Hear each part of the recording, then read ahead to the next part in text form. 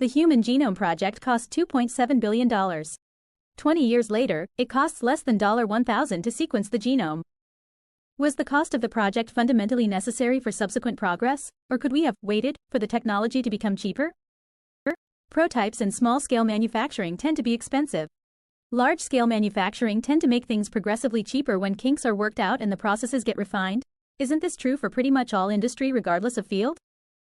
As noted, it's the former, not the latter. Most technology follows this growth cost curve.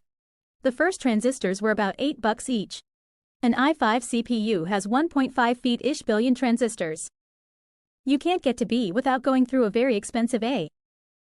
It's probably similar to going to space, nearly impossible to extract the technologies developed as a result of going to space versus having just waited until we had microprocessor technology, etc., which would have made it significantly easier. We only see so far because we stand on the shoulders of those who came before us. The reason sequencing the genome is cheap is because the Human Genome Project broke ground and provided a foundation for improved sequencing. Yes, it's always the most expensive to do it the first time. This is why drug companies can justify charging what may seem to be outrageous prices for a $1 pill also. They do R&D on 40 drugs and only 2 become viable, so they just spent $4 billion on R&D and need to recoup that cost so they can work on the next 40 to gain 2. As someone who works in manufacturing, the costs of prototyping and the subsequent tooling for manufacture are many times more than the per unit mass-produced cost. And that's not even counting the non-material R&D and consultation costs associated with a brand new technology. The first assembly was required for a number of reasons. Most important, in my opinion, is establishing the value of the human genome.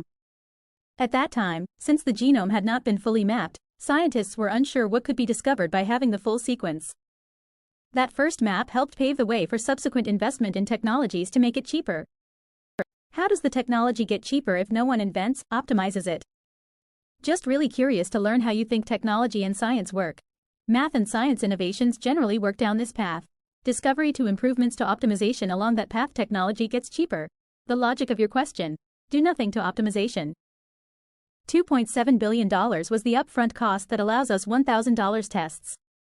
This initial investment also allows scientists to mathematically prototype vaccines within days of the first sample, taking a year or more out of the total process.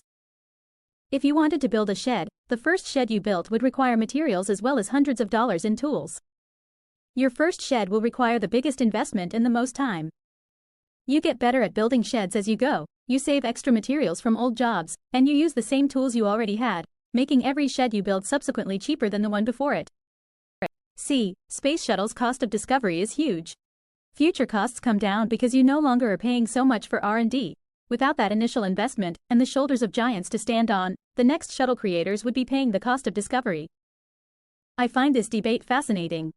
Human Genome Project is an excellent example. NASA is another. Endeavors which have massively accelerated our understanding of the universe and have spawned untold private industries on their backs. I waffle on this as a fan of private industry, but when you see that big public fund, it's hard to not want to spend it on ideas you think may be fruitful. It became cheaper because it was being done in bulk, leaving people little choice but to find better ways to do it. If it isn't done in bulk, it doesn't become cheaper. Without the Human Genome Project, it's possible the price wouldn't have come down the way it did. So you end up with a chicken or the egg thing.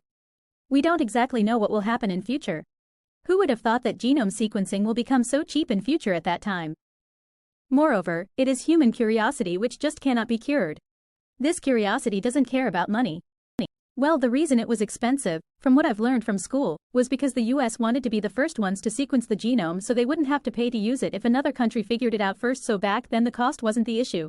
It doesn't answer your question, but it was a race against the other countries back then. Haha, it was the work that got put into sequencing that allows us to sequence more cheaply.